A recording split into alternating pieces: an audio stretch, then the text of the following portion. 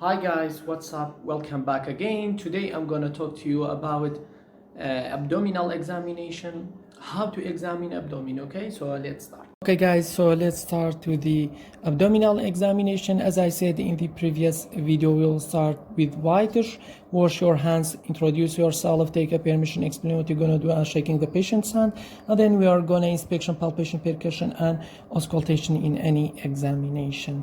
So we will start by looking from end of the bed and then with inspection. In the inspection, we are looking for symmetrical and shape of the abdomen, move with respiration, plus type of breath, scars, pigmentation, plaster and drainage, incisions, distension, dilated vein and vein distribution, bulge, hernia, mass and discoloration, stria gravidarum umbilicus, visible pulsation, hair distribution, inguinal region, body habits, and NG2 vomitus with joints. So let's focus on the first one, which is symmetrical and shape. Very important because we have three shape of the abdomen, which is normal or distended, okay, which is you have to mention is generalized or localized, and the third one is scaphoid seen in severe weight loss and malignancy. Okay, the second one, which is move of with respiration, plus type of breath movement during inspiration, or expiration. Men and kids usually is abdominothoracic, okay, in type of breathing. In women, which is thoracic abdominal, okay. This is the type of abdomen if not move, okay. The abdomen which is not move during respiration and breathing, there are some disturbance or some discomfort or something wrong happened inside the abdomen, which may due to perforated viscous duct or peritonitis. Okay, this is regarding the second one. The third one, which is scars, is very important to mention the scar, the name of the scar, site of the scar, shape of the scar, length of the scar. Is it new one or old one? Okay, it's very important. Old one usually seen is white in color, okay, for detect or distinguish it's a new one or old one. The fourth one is pigmentation or discoloration. Is very important. You are looking for linea nigra, okay, and another sign which is very important, and we have to mention if it's present, which is colon sign and Gray Turner sign, usually seen in abdominal wall hemorrhage or in acute pancreatitis, okay. And the fifth one is plaster and drainage. If it's present, you have to mention drainage. You have to mention that it belongs to closed systemic drain or open systemic drain, okay. And then we have incisions. Incisions is very important. Also, you have to mention it's, for example, upper midline incision, right paraumbilical, or right paramedial or left paramedial, right subcostal, left subcostal, gridron, which usually due to appendectomy you will face it, or it's transverse, which is paraumbilical hernia, usually when we see transverse incision. And the sixth one is phalangeal, which for hysterectomy, okay. You have to mention this incision if it's present in the abdominal field, okay. The seventh one is distension and dilated vein distribution. So it's very important. Vein distribution, if it's present, you have to mention it is abnormal pathological vessel appear from below to up like zigzag, okay. In a case of inferior vena cava obstruction, which is the causes of inferior vena cava obstruction are 3T. It is either due to trauma, tumor, or thrombosis. And in case of portal hypertension or caput medusa, also if it is present, you have to mention it, okay. This is regarding distension and dilated vein distribution. Distension, in the shape of the chest, which is distended, okay. The ninth one, bulge and hernia, if it's present, you have to mention with mass also, and go directly to mass and hernia examination. Discoloration, as I said, in pigmentation, and stria gravidarum, it's very important, and stria seen in abdomen due to pregnancy and obesity. Okay, I mean it's due to damage of the elastic tissue inside the skin. This regarding stria gravidarum, and umbilicus also is very important because we have three types of umbilicus, which is inverted, which is normal, flat, also normal, and everted. In invert is either seen in increased intra-abdominal pressure or in a case of obese, okay, obese patient, I mean. And then we have visible pulsation is also important. Ask a patient to stop breathing and look for epigastric pulsation seen in a case of hyperdynamic circulation. For example, anemia, fever, and thin patient also we will face. And then we have hair distribution is very important, okay. Inguinal region, body habits, okay, is very important because we have types of body habits is either average, slender, very slender, and massive. Okay, and in a case of metabolic complication, also we will face thin patient in body habit, especially in case of TB, tuberculosis, and malignancy. Okay, and NG2 vomitus and jaundice also we have to mention if it is present. So this is regarding inspection of abdomen in the abdominal examination. Let's jump to the palpation. In the palpation, ask a patient to detect site of pain, for example, and avoid that area. We will start to examine by superficial, then deep, and then palpate specific organ, either clockwise or anti-clockwise. Okay, so let's start to the superficial palpation. In the superficial palpation, we're looking for three things, okay. Localized tenderness, temperature, and obvious mass bulge, okay. And you by superficial palpation you could detect that the abdomen is soft or not, rigidity or not, guarding also detected by superficial palpation. And then you are jump to deep palpation. In the deep palpation we are looking for, or we are perform deep palpation for three things: deep tenderness, mass, which is can't be felt by superficially, okay. The third one for organomegaly, if it's present you have to mention, okay. The third one, which is palpate of specific organ, we have liver, spleen, and kidney. We'll start liver and spleen in the right iliac fossa. In the liver, for example, if it's here right iliac fossa, we will start in the liver here to upward, and for spleen, spleen is here, we'll start like this one, okay. So in the liver should associated with respiration. I mean, when I put my hand, it's either by single hand, which is called rough palpate, or by both hands, which is more accurate. I mean by both hands, okay.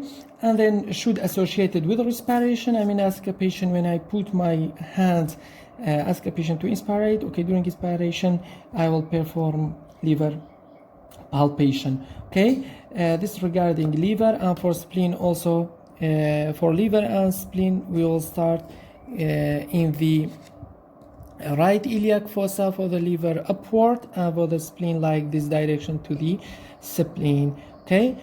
This regarding liver and spleen. And for the kidney also, put my left hand on the back of the kidney and then palpate gently by right hand, which is usually not palpable, except it you will palpate kidney in thin patient, okay. This is regarding superficial, deep, and palpate of specific organ. There, when jump to the percussion. In the percussion we will perform 5 things: percuss of borders of the liver, percuss of borders of the spleen, ascites, resonant or dull in percussion, gas distribution is present or not, percuss of the borders of the liver to estimate size of the liver. Change the percus, from resonant to dull. Okay, and then percus of border of spleen to assess splenomegaly. Okay, and then regarding ascites, in ascites transmitted, we have transmitted thrill and shifting dullness. In a case of ascites, percus from umbilicus, for example, if it is umbilicus to edge of the abdomen, will become dull. When it becomes dull, you will still put your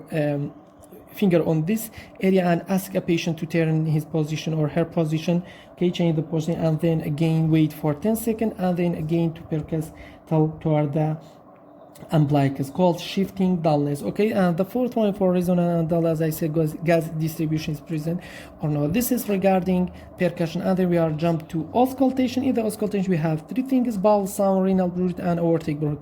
Bowel sound, we have either normal or exaggerated or silent or sluggish. Okay, so exaggerated bowel sound usually seen in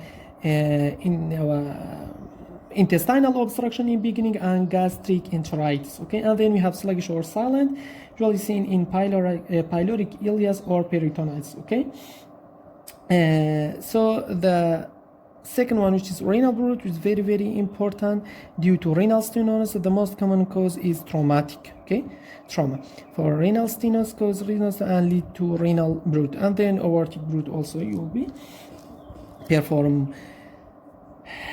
This is regarding auscultation. So please, to cover or to complete your examination, abdominal examination, you have to assess hernial orifices, and digital rectal examination and regional lymph node should be performed to cover all of the abdomen. Okay, this is regarding abdominal examination, but I would like to give you an example. For example,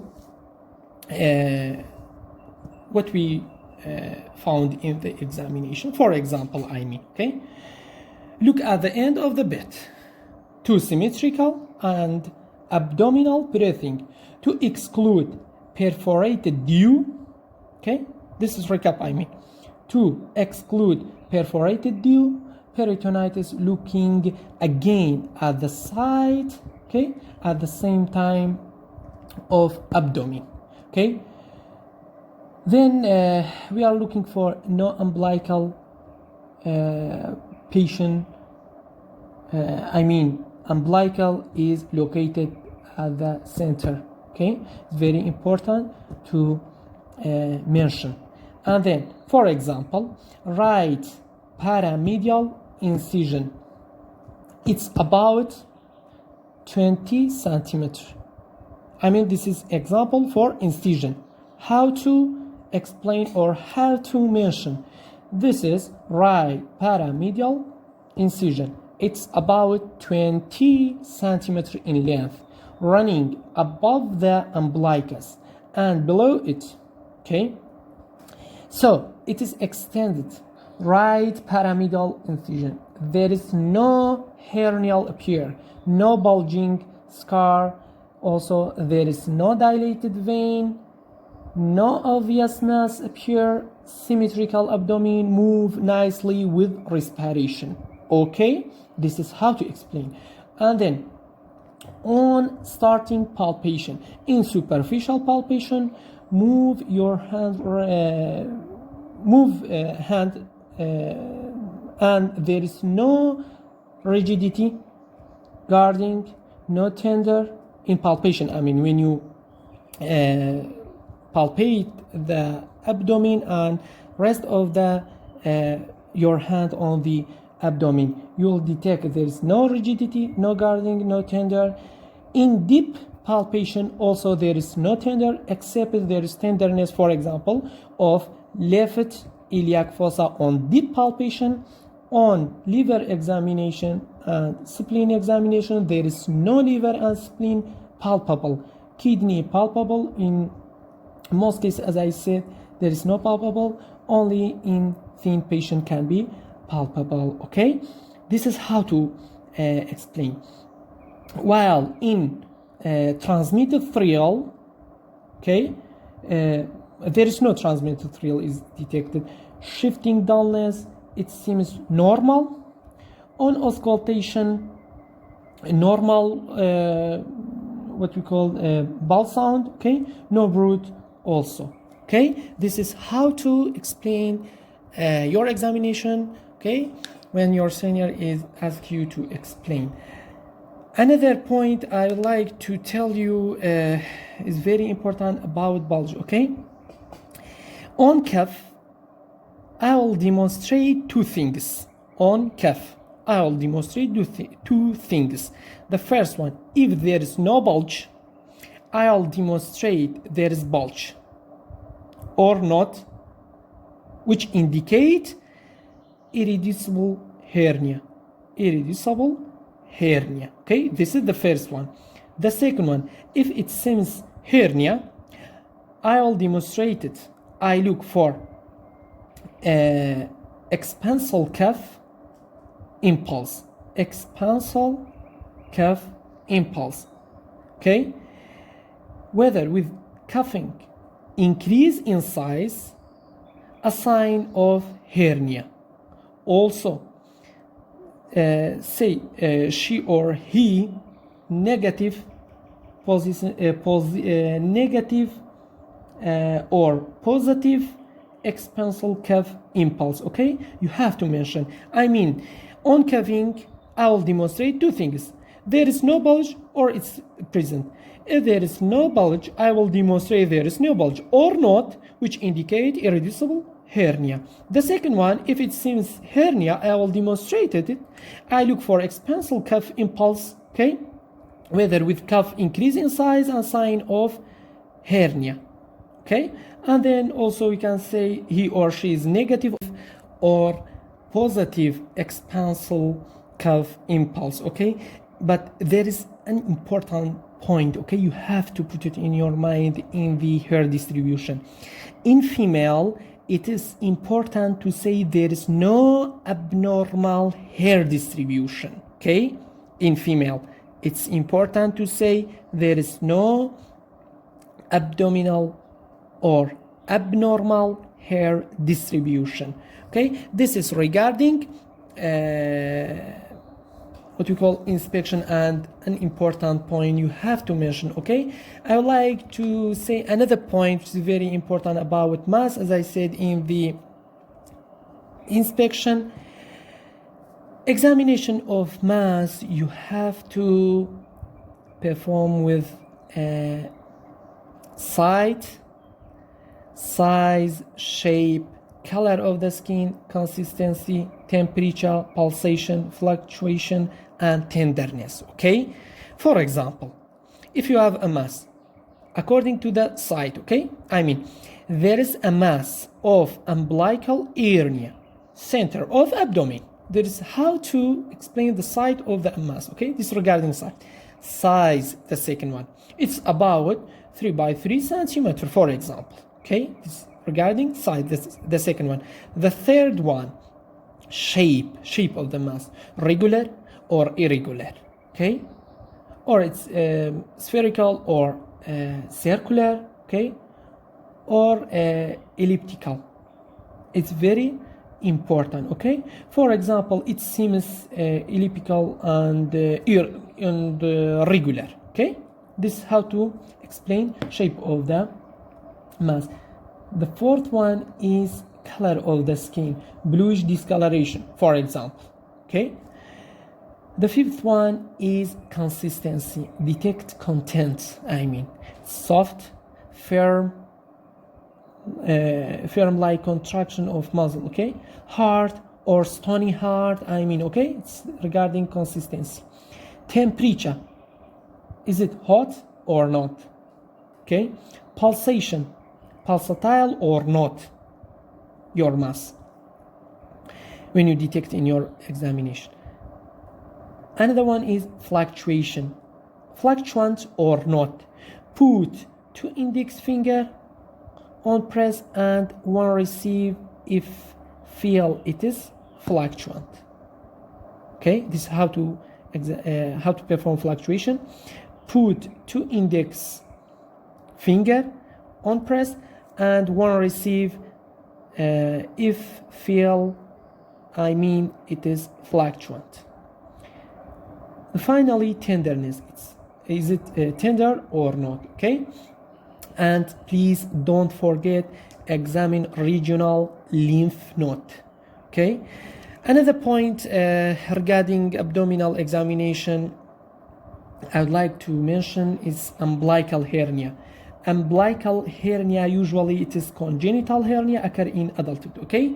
And the second one, we have para-umbilical hernia, turning umbilicus into crescent shape, okay, slit, crescent shape slit. It is a pathognomonic to para-umbilical hernia. The third one, we have epigastric hernia, at the linea alba above umbilicus. The fourth one, we have inguinal hernia, it's either direct or indirect, and we have femoral, okay. This is a question. How can I distinguish epigastric and para-umbilical hernia? This is the answer. Crescent shape, it is para-umbilical. Okay. Why it's important? Because in para-umbilical, which is intraperitoneum, I mean, there is usually content, while epigastric just fat, I mean extraperitoneal fat. Okay, this is regarding mass examination and type of hernia and how can I distinguish what we call epigastric and para-umbilical. Okay, para-umbilical hernia is the most common acquired hernia in elderly female. Okay, it's very, very important. And so if it is para-umbilicus, so which type you have to mention? We have obstruction and strangulation. Obstruction means irreducible, as I mentioned, and strangulation means decreased blood supply to the hernia. So what's the sign of strangulation? We have 6 signs of strangulation: fever, tachycardia, pain at the site of bulge, okay, tenderness, color of the skin, any change, it is strangulation. Apart from long stand para-umbilical hernia may be normal because of long standing hernia, it is atrophy of the skin. Okay, so color of skin is very important, which any change it is strangulation, I mean change of the skin color. Okay, strangulation. Apart from what? Apart from long-standing para-umbilical hernia may be normal. Why? Because of long-standing hernia, it is atrophy of the skin. Okay, the sixth one is leukocytosis raised white blood cell. Thanks for watching this video. I hope you're gonna benefit from this video on abdominal examination. Thanks for watching, and again, please don't forget to make dua for me.